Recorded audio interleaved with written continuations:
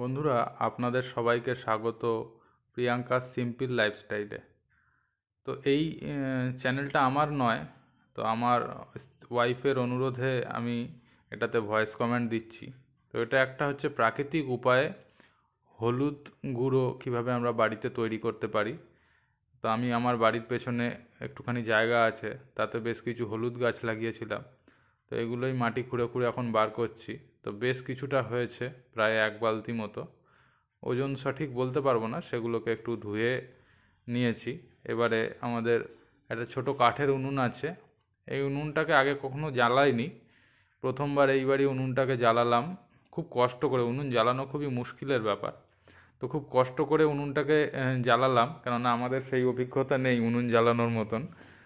তো উনুন জ্বালিয়ে হাঁড়ির নিচে শুনেছি মাটি দিলে, এঁটেল মাটি ঘষলে নাকি কালি পড়লে কালিটা সহজেই মাজলে উঠে যায়। তো এই হাঁড়িটায় আমরা জল গরম করি।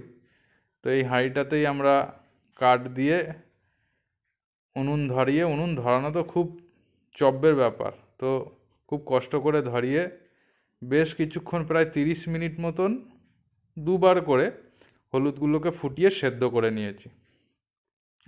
তো আমার মা, পাশের বাড়ি একটা জেঠিমা যেমনভাবে বলেছে, তো সেইভাবেই করেছি। এই দেখো সেদ্ধ হয়ে গেছে। এবার সেদ্ধ করে সেইগুলোকে একটুখানি আমরা ছাড়িয়ে নিয়েছি। তো ছাড়ানোটাই খুবই কঠিন লেগেছে আমার কাছে সবথেকে বেশি। তো হাতে ন্যাল করছে, ছাড়ানো খুবই অসুবিধা। তাও কষ্ট করে কিছু ছাড়িয়েছি, কিছু ছাড়াইনি, ভালো করে ধুয়ে নিয়েছি। সেগুলোকে পিস পিস করে কেটে এগুলো দেখো রোদে শুকোতে দেওয়া হয়েছে।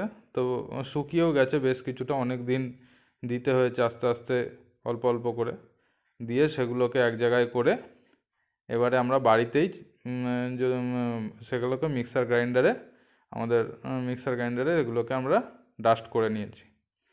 তো ডাস্ট করে একটুখানি গুঁড়ো গুঁড়ো, একটুখানি বেশি দানা দানা রয়ে গেছিলো বলে সেটাকে আবার আমরা একটা ছেঁকনি দিয়ে, যেগুলো দিয়ে আটাগুলো ছেঁকে, সেইগুলো দিয়ে ছেঁকনি দিয়ে ছেঁকে নিয়েছি ভালো করে।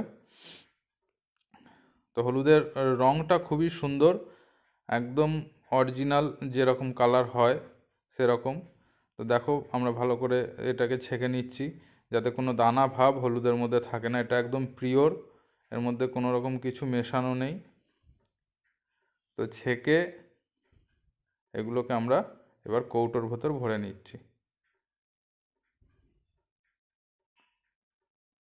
তো এটা আমাদের কাছে একটা ডাবরের কৌটো ছিল, চ্যবনপ্রাশের, সেই কৌটোতে ভরলাম। এটা একটা 1 কেজির কৌটো, জানি না এটাতে কতটা হয়েছে।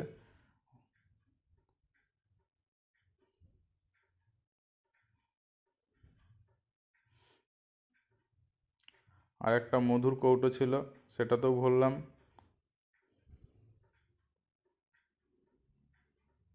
আর একটা ছোট ডাবরের কৌটো ছিল হানির, সেটাতেও ভরলাম। ভরে প্যাক করে দিলাম। নমস্কার, শেষ এখানেই।